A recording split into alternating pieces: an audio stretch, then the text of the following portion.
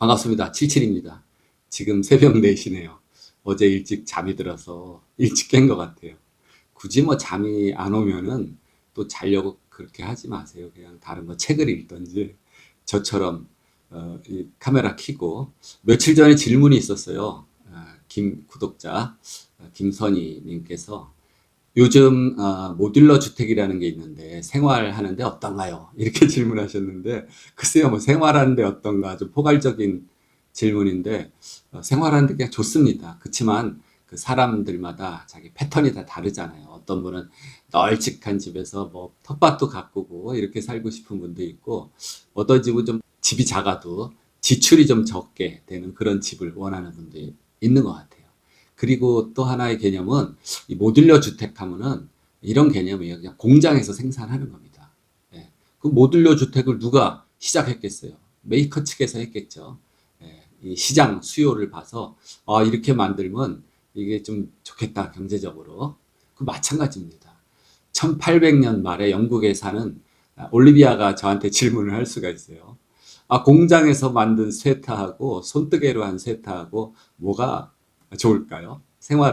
입는데, 세타를 입는데 어떨까요? 이런 질문하고 비슷하게 비교를 할 수가 있는데, 맞아요. 자, 이제 사회가 변해서 수요가 늘어나고 공급을 많이 해야 돼요. 근데 일일이 스웨터를 손뜨개로 하니까 이거 뭐 가족들이나 나눠 입지, 이게 어떻게 대량 공급이 안 되는 겁니다. 그래서 1800년 말에 산업혁명이죠. 기계가 예? 제품을 생산하는 시대로 들어가는 겁니다. 그래서 공장에서 세타를 막 짜내요. 이제 막 엄청. 근데 그런 세타하고 손뜨개 한 세타랑 뭐가 다를까?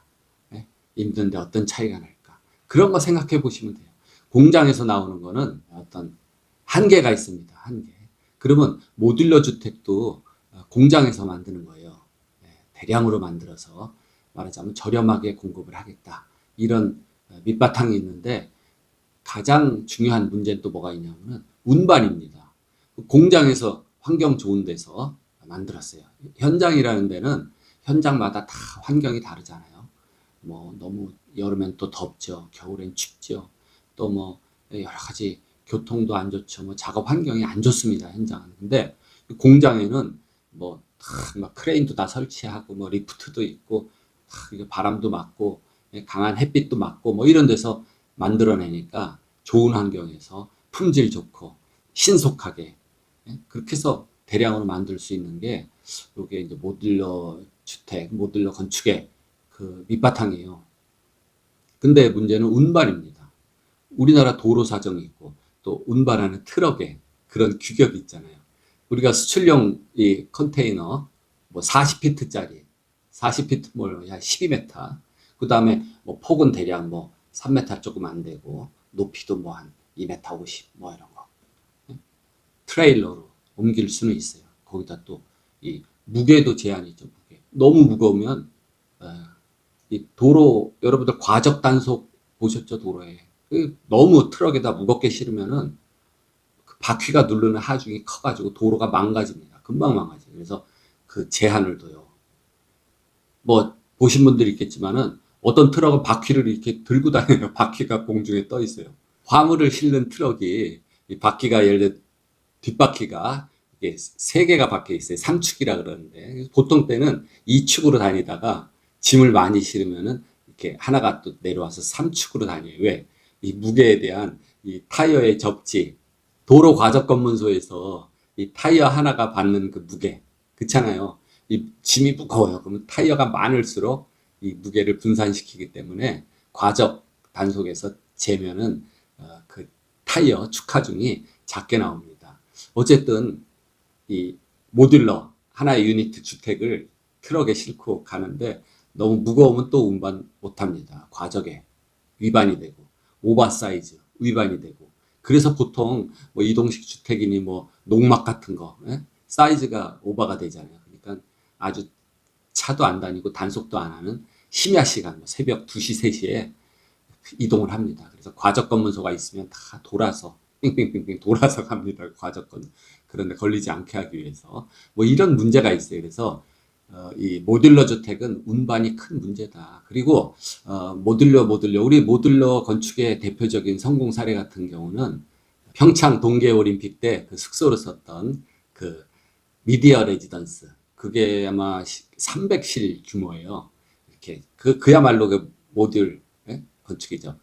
박스형으로 컨테이너 모양으로 딱 돼서 포스코 ANC에서 설계를 해가지고 객실이 아마 300개에다가 뭐 부속실, 그러니까 계단 유니트가 있고 뭐 또 설비 그 유니트가 있고 이렇게 돼서 한 300실 규모로 탁탁탁 포개가지고, 제 지난 영상 그 모듈러 주택에 대해서 보시면 자세히 나와요. 그런 거 아주 좋습니다. 거기 어때요? 엄청 춥죠. 그 다음에 올림픽, 동계올림픽 그 기한이 정해져 있고 빨리 건축을 해야 되겠고, 그런 경우에 공장에서 컨테이너 박스형으로 만들어서 운반해서 그걸 탁탁탁 포개서 적층식이라 그러는데, 그런 식으로 하나의 커다란 객실, 호텔식으로 만들 수가 있어요. 또 좋은 점은 그거를 분해해서 이동해가지고, 이제 동계올림픽 끝나면 평창에서 그만한 숙소가 필요 없을 수가 있잖아요. 그러면 그걸 다시 분해해가지고 싣고 다른 데 필요한 데다가 갖다가 놓고 쓸 수도 있다. 이게 장점입니다. 그 밖에 이 학교, 교실 같은 경우, 보통 때는 학생들이 늘 학교에 있으니까는 건축하기도 좀 나쁘고, 그런 경우에 공장에서 이 교실을 만들어가지고 싣고 갑니다. 근데 교실 사이즈가 컨테이너 사이즈로 너무 이렇게 협소하잖아요. 그런 경우에는 이 두 개를 만들어서 이렇게 현장에 가서 딱 붙여요. 그래서 두 개의 유니트를 가지고 하나의 실을 만들 수 있는 그런 모듈로 설계를 해도 됩니다. 2003년인가 그 신기 초등학교라고 있어요. 그거 모듈러로 해서 그 교실동을 만든 경우가 있습니다. 근데 이 모듈러에 대한 그 인식이 안 좋아서 학교 같은 경우 교실이 모자라요. 그래서 모듈러 건축식으로 공장에서 만들어서 이동을 해서 교실을 탁탁탁 이제 설치를 한 거예요.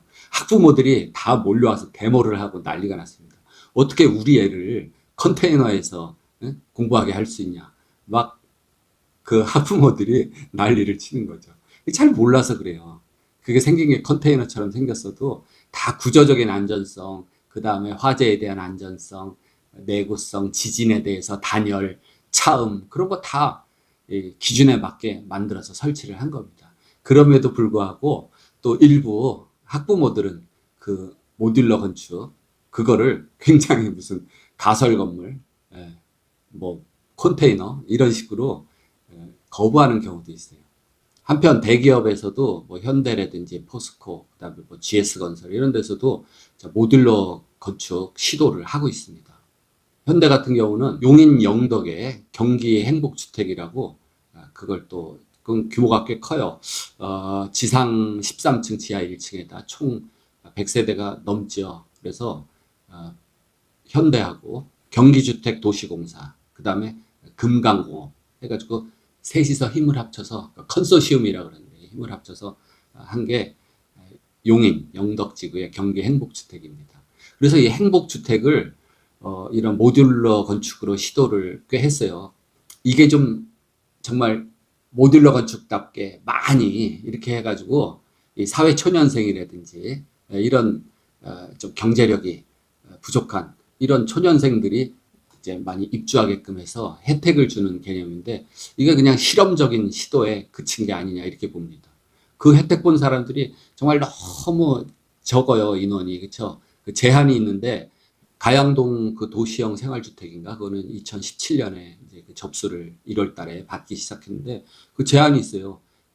첫째 사회 초년생이라든지 또는 예술인 복지법에 의해서 예술인 협회에 등록된 그 예술 활동 작가 중에서 또 뭐 이렇게 선정되어 오니까 세대 수는 얼마 안 되는데 또 거기 입주하는 그 세대가 너무 작잖아요. 그래서 실험적으로 그쳤다 이렇게 봅니다.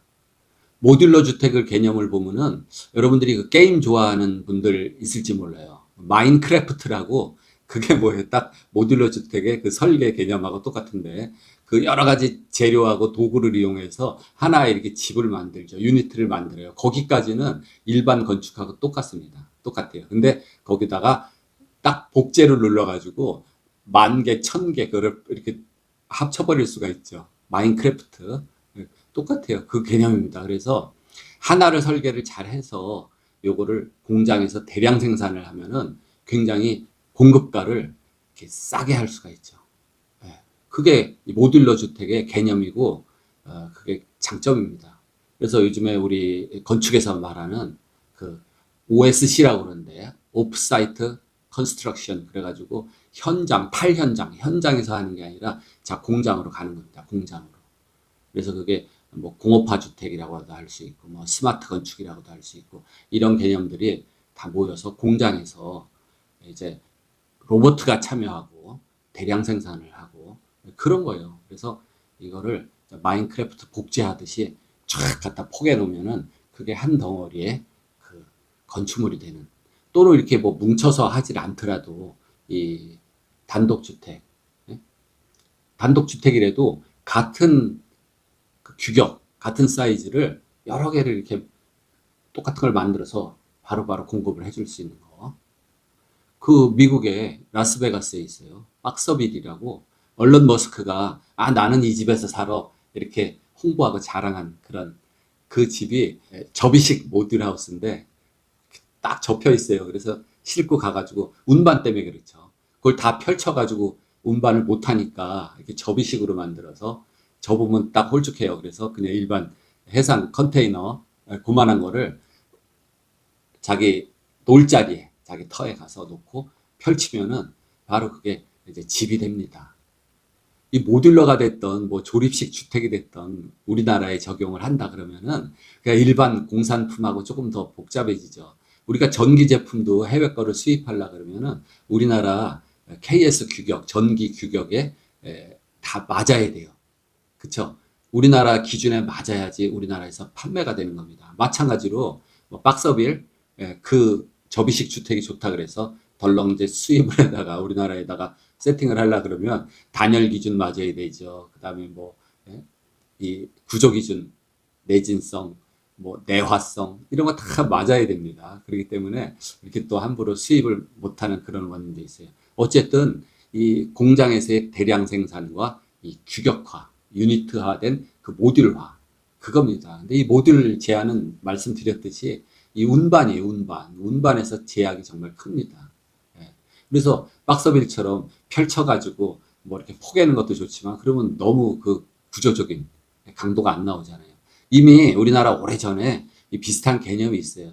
이렇게 박스로 만들어서 모듈로 한 것도 있지만은 이 판넬식 모듈 주택도 있습니다, 말하자면. 그래서 삼한 까뮤라든지 한성 프리패브 이런 데서 벌써 한 30년, 40년 전에 시도를 했어요. 콘크리트, 프리캐스트 콘크리트로 이렇게 조립식으로 아파트를 시도했는데 이 뭡니까 이 조인트죠, 이 접합부에서 문제가 너무 많이 발생을 해가지고 그게 인기가 없습니다. 완전히 꽝이에요. 그래가지고 지금은 많이 그 시도가 줄어들었는데 아직도 사만 까뮤에서는 그 프리캐스트 조립식 아파트 같은 거 하고 있습니다. 어쨌든 질문하신 요즘에 모듈러 주택이 있다는데 생활하는데 어떤가요? 이거 질문인데 생활하는 데는 아주 좋습니다. 그리고 입주하는 경쟁률도 엄청 커요. 근데 이걸 좀 많이 활성화시켜서 정말 질 좋고 저렴하고 이런 깜찍한 모듈러 주택을 좀 많이 공급해서 많은 우리 국민들이 좀 혜택을 받으면 좋을 것 같아요. 제가 요즘에 그 철근 콘크리트 주택 이 바닷가에 하고 있는데 이걸 하면서 제가 생각을 해봤어요. 이 질문이 얼마 전에 들어왔고 머릿속에 제가 항상 이렇게 담아 있는데 이 철근 현장에서 짓는 이 철근 콘크리트 주택하고 모듈러 주택하고 제가 이렇게 비교해서 생각을 해봅니다. 과연 든든하고 튼튼한 진짜 그 맛은 이 현장에서 짓는 철근 콘크리트가 단연 좀 참 듬직하다. 그리고 우리나라처럼 이 콘크리트 이 재료를 이렇게 사용하기가 이렇게 진짜 이렇게 편한 나라가 없어요. 잘 돼 있는 나라가 없습니다. 얼마나 좋아요. 전화 한 통 탁 하잖아요. 그러면 그냥 탁 그 레미콘이 와서 또 펌프카 같이 옵니다. 그래서 그냥 뭐 콘크리트 타서 내일까지 이제 오늘 날짜가 바뀌었네요. 오늘까지 이제 거푸집 조립하고 토요일 날 격주로 하던데요. 레미콘 공급. 오후 1시에 펌프카하고 와서 콘크리트 탁 이제 붓게 되죠. 그렇게 하고 나면은 기초가 지금 굳고 난 다음에 이제 덧붙임 좀 떼어내고 이 추석 명절까지 양생을 시키고 나면은 이제 흙을 갖다 채우고 성토를 하면서 또 이제 또 진행을 하게 될 것 같아요. 그러니까 이 뭐 모듈러가 좋다, 뭐 콘크리트 주택이 좋다, 벽돌집이 좋다 이거보다도 이 각각의 자기만의 그 특기가 있어요. 예? 그렇기 때문에 모듈러 주택은 그렇게 빨리 갖다 탁 설치하는데 또 좋고 해체가 용이하고 예? 콘크리트 주택은 튼튼한 맛이 있고 예? 바닷가 그냥 바람이 엄청 센데 예? 지어놔도 정말 든든한 그런 맛이 있는 게 또 콘크리트 주택이고 그렇습니다.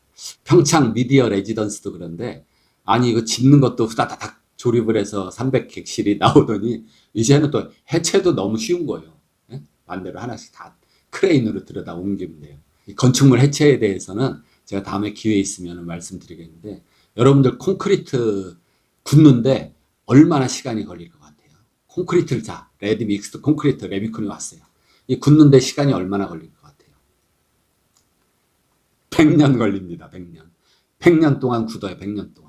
그래서 100년이 지나가면서 더 이상 굳질 않고 이제 그때부터는 뭐 강도가 조금씩 떨어질래나. 하여튼 콘크리트의 이 수명이라는 거 엄청 길죠. 그렇게 보면. 뭐 굳을 때까지가 100년 걸리지만. 물론 우리가 사주 압축 강도라 그래서 28일 지나면은 강도가 한 90% 벌써 딱 돼요.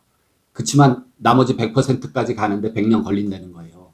콘크리트의 수명이 그렇게 긴데 우리나라 이 평균 건축물 수명이 몇 년이겠어요?